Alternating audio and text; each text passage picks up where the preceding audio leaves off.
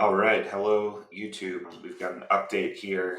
I wanted to give you a fresher look at my profit and loss in 2024.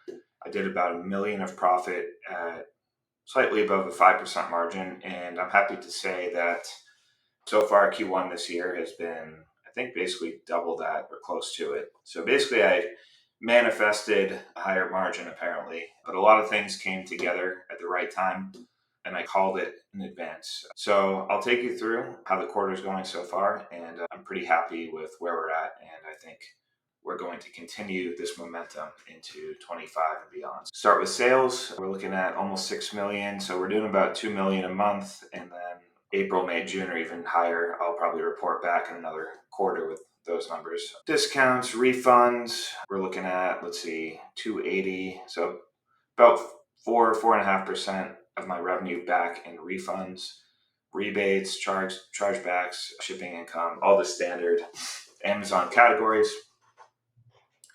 Let's take a look at cost of goods sold. So on that 5.93 million, we're looking at about 3,100,000 in cost of goods sold. As a percentage, it's slightly over 50% of revenue, which makes sense. Average wholesale margins are buy for 50% of retail and then sell for retail.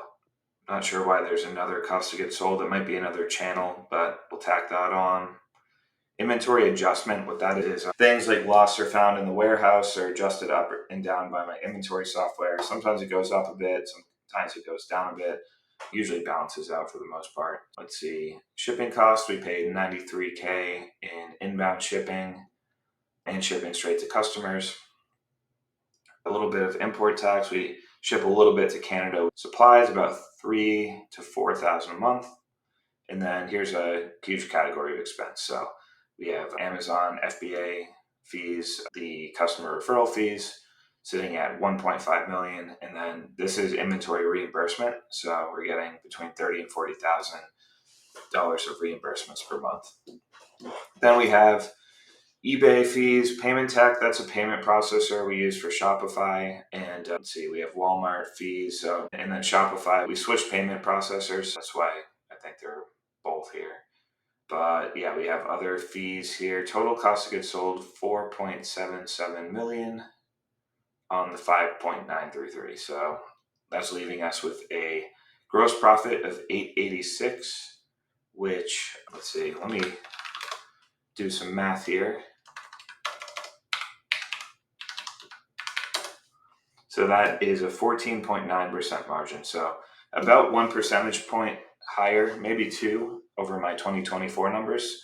I still think I can get that up to more like a 20% margin.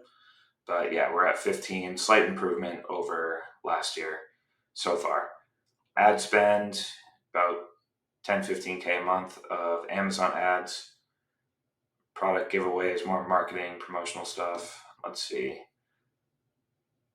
Yeah, paying about $5,000 in software per month. Insurance, I think I paid like a big chunk here for the year, but on average, probably a couple thousand a month. Let's see what else is significant. Legal professional, so that's actual legal fees occasionally for contracts or advice, also bookkeeping, and I also have a website agency. Excuse me. We're rebranding, so we're paying them a significant amount of money right now to do our website and rebrand and all that stuff. Let's see, rent and utilities. As you can see, my warehouse rent is about 15K a month. All kind of basic stuff.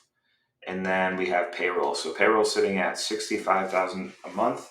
That's including my 100K a year salary. And let's see, what is that per year? So about 800K per year. Payroll taxes, contractors. So occasionally we'll have temp workers. We also have international contractors. So any VA that we pay is considered contractor. So those are, I think, mostly VA payments, workers' comp insurance.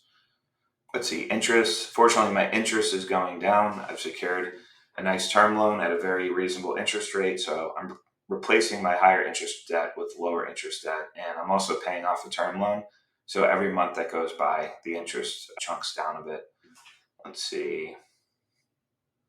So that leaves me, after all that, leaves me with an NOI or net operating income or net margin of 423K. And then we also have some other income, affiliate income, cashback, stuff like that. And yeah, that adds a nice sizable chunk to it. So let's see. So after the other income activities, we're at 512K for these 3 months. So let's do the final math here. So we are at an 8.6% net margin. So we're definitely a lot closer to the 10% kind of goal I have. I think I can definitely get to 10% plus. We're continuing to make operational improvements. Like I said in the last video, our overhead, which is all this stuff, will remain fixed even though sales will go up. And as a result, my overhead as a percentage of my sales is going to go down. So I think as I grow, my overhead will be less and less significant, which should increase my net margin to 10% and then hopefully beyond 10%. And then another big initiative is increasing the gross margin as well, of course. So if I can do both of those things, I believe I can get it well above 10%, maybe even to 12, 13, 15%, who knows.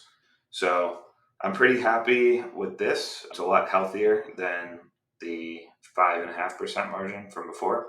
And as you can see, the net income is starting to become fairly sizable, between 150 and 200K per month. And yeah, I'm very happy with this, but I'm just reinvesting all of it into more and more growth. Really still trying to take a minimal amount from the business because I believe there's more value in reinvesting profit to keep growing and growing, a really huge level. My goal within 5 years is to hopefully hit 9 figures of revenue and be at 100 plus million per year at similar margins. And then hopefully catch the attention of a larger company that could hopefully acquire me for a multiple on that income. If I took a lot of profit out, like half of it or more, I think my growth would stagnate or I wouldn't grow as fast. And so I'm building both income, but I'm also building enterprise value by reinvesting the money. So that is why I'm choosing to really just pay myself that salary to pay my bills monthly and just reinvest whatever I can into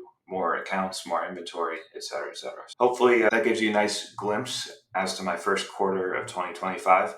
I'm going to do 2 more of these videos, one for Q2, one for Q3. And then at the end of the year, I'm going to do an entire 2025 in review video.